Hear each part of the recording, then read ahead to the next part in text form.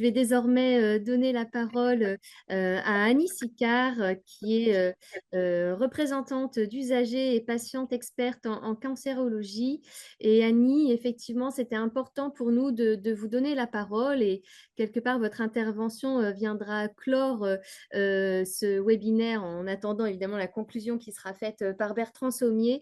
Mais c'était important de montrer à voir effectivement l'implication et ce que peut apporter effectivement un patient partenaire dans l'amélioration de l'expérience patient. Et je vous laisse la parole sans plus attendre et je vais partager votre diaporama.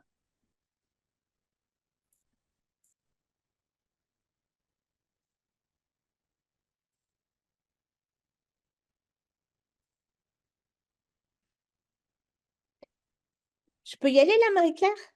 Vous pouvez y aller.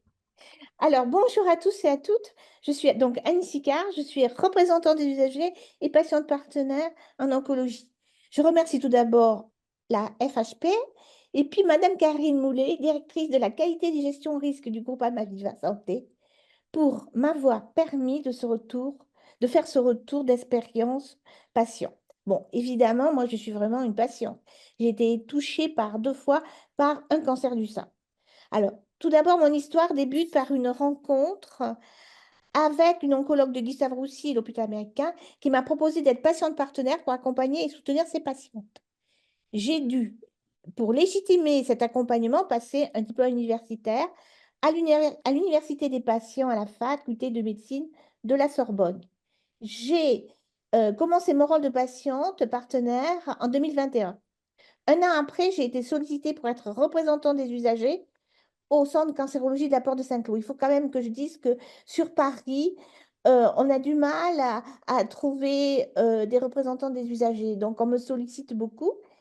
Et j'interviens aussi donc auprès du groupe Almaviva Santé à la clinique internationale du Parmenceau dans le 17e.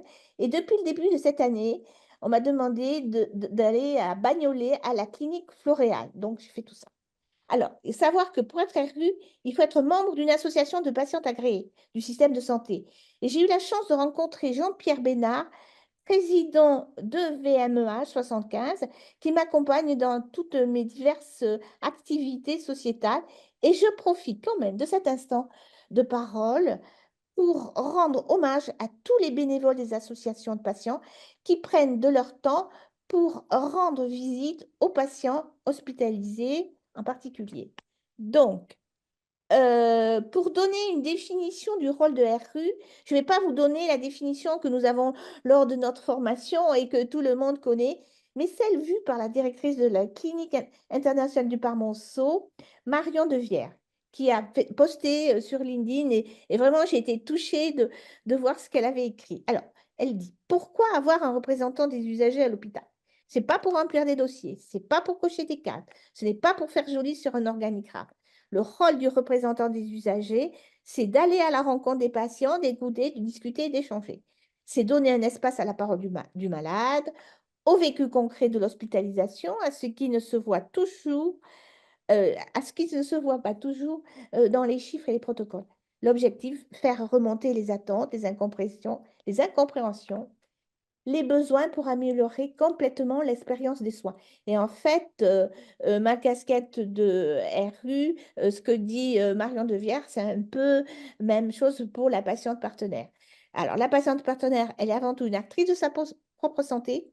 Elle a développé un savoir expérientiel de sa propre maladie, légitimé par un diplôme universitaire. Elle a pour mission d'accompagner et soutenir les patients et les patientes dans leur parcours de soins, en partenariat avec les oncologues et les équipes médicales. Alors, ma mission de RU auprès des patients et des proches aidants, c'est d'aller à la rencontre des patients, les écouter, discuter, échanger. On l'a déjà dit. Alors là, c'est d'impulser des échanges avec les patients pour les sensibiliser à l'intérêt de s'exprimer sur leur expérience pour apporter collectivement une amélioration du système santé. Alors, je les accompagne aussi, et ça m'arrive maintenant de plus en plus, lorsqu'ils souhaitent engager une médiation. C'est surtout au niveau des proches aidants, puisque je navigue aussi dans des services de cancérologie où il y a des soins palliatifs et fin de vie. Donc là, le proche aidant, ben, il veut savoir pourquoi son proche, son proche est décédé. Donc tout ça, ça lui permet, si vous voulez, d'accepter, de travailler son deuil. Il a besoin de réponses. Donc je fais ça, je les accompagne et on fait la médiation. Ensuite, alors, je suis aussi en tant que partenaire RU, c'est-à-dire que je veille au respect des droits des patients et je propose des améliorations pour la qualité et la fluidité des parcours de santé, notamment auprès de l'équipe qualité et lors de la CDU. Je collabore avec l'équipe de la qualité pour les informer des ressentis des patients, des proches aidants. Je leur fais part de mes enquêtes sur les PRON, les questionnaires de satisfaction. Alors, pour ISATI, j'essaye de renseigner le patient, de leur expliquer ce que c'est, parce qu'en général, ils ne savent pas. Les enquêtes à thème comme l'hygiène des mains, la qualité des repas, etc. Mon objectif est de faire remonter les attentes, les besoins, les incompréhensions pour améliorer l'expérience des patients. Alors, je suis évidemment présente dans les CDU, CLIN, CLAN et des fois le CLU, mais ce n'est pas souvent.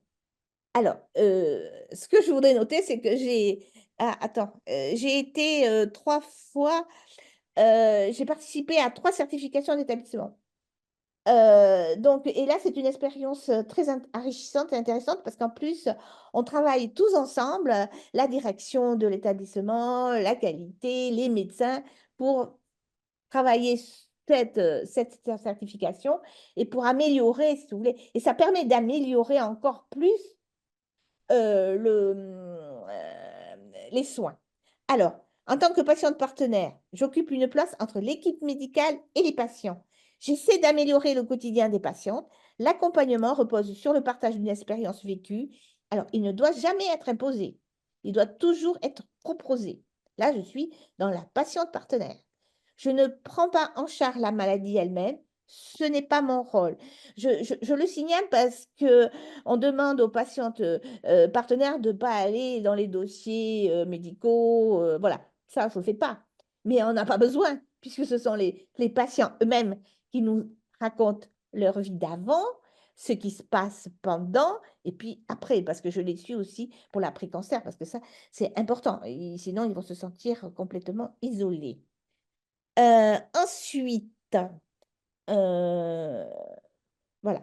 Alors, je suis au plus proche des préoccupations des patients. Je leur offre un espace de parole confidentiel et sans jugement, une écoute et une réassurance dans une période de grande vulnérabilité.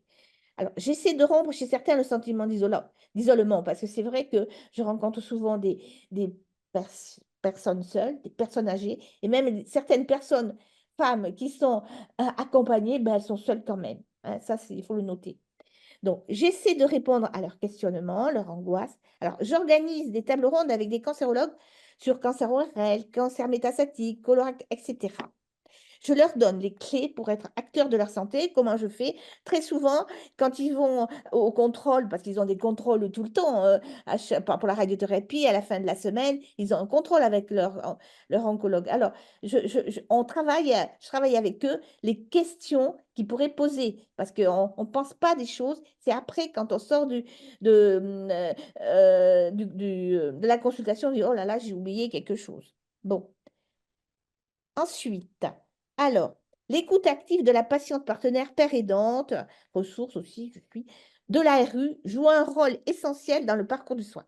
Il est important que les patients se sentent en confiance, sans jugement, pour qu'ils expriment leurs émotions, leurs peurs et leurs préoccupations. Et l'écoute active, c'est pas si facile que ça. Enfin, moi, j'ai été formée à la Sorbonne, ça a été un des sujets les plus importants pendant un an, savoir écouter. Et ça, c'est pas donné à tout le monde. Alors, le partage d'expériences en cancérologie peut apporter un réconfort à la patiente pendant son parcours de soins, puis aussi après l'après-cancer. Parce qu'il ne faut pas oublier, après, on se sent toute seule, abandonnée. Donc, moi, je continue à les accompagner. Là, voilà. Alors, mes actions, les soins de support.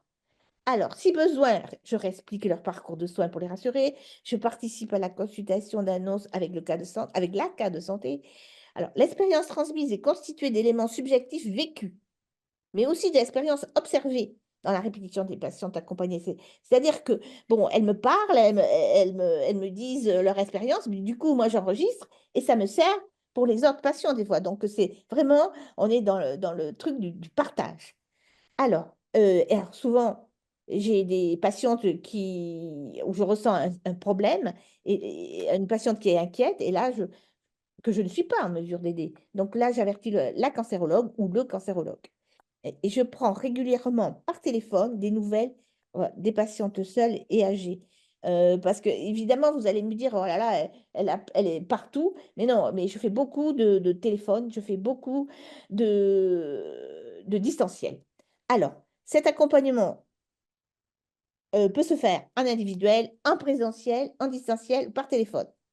Pendant les visites de patients hospitalisés aussi, et également en HDJ1, à l'hôpital de jour, pour la chimiothérapie et la radiothérapie.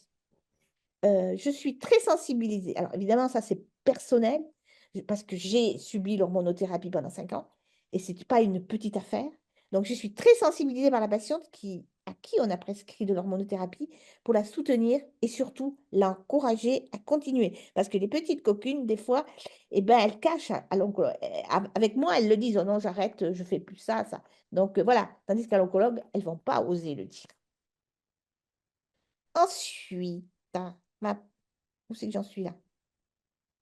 Ma diapositive suivante. Voilà. Alors, les soins de support, j'en ai créé 2 personnels.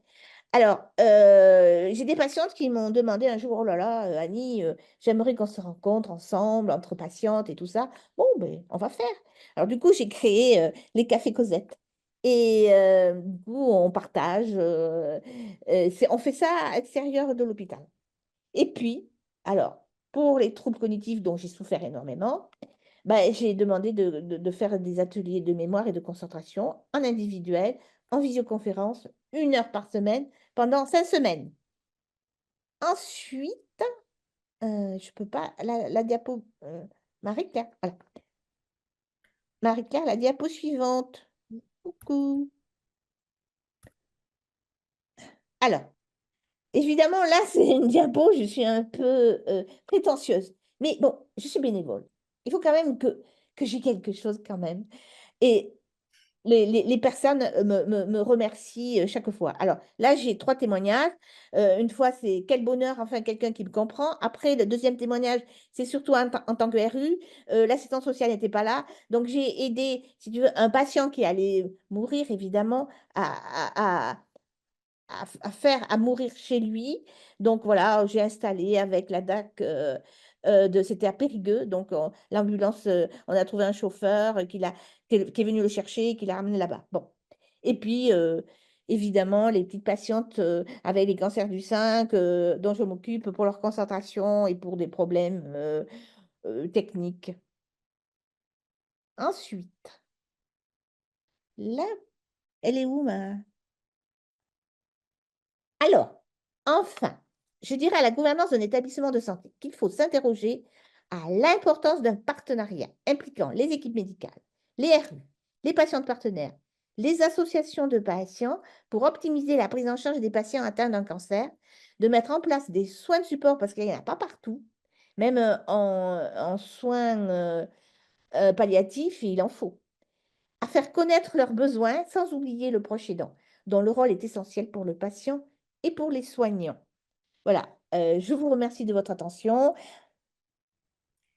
Un J'ai grand dépassé l'heure, je ne sais plus où j'en Un suis. grand merci Annie. Vous n'avez pas du tout dépassé l'heure. De toute façon, on aurait pu encore vous écouter, je pense, pendant plusieurs minutes.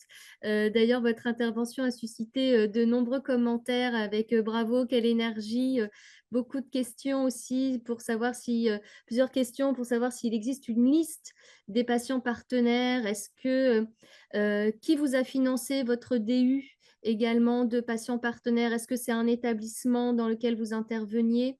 Est-ce qu'il y a Non, c'était différents gratuit pour moi. diplômes? Non, D'accord, c'était gratuit pour moi parce que voilà, je suis à la retraite et c'était gratuit.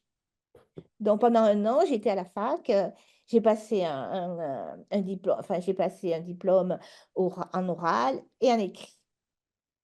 Et puis, parfait. En tout cas, je vois que ça suscite beaucoup d'intérêt, effectivement, cette intervention et surtout l'apport des patients partenaires. Et sachez que la FHP vous proposera également un webinaire dans les prochains mois sur effectivement les patients partenaires et qui sera accompagné d'une infographie pour y voir un peu plus clair.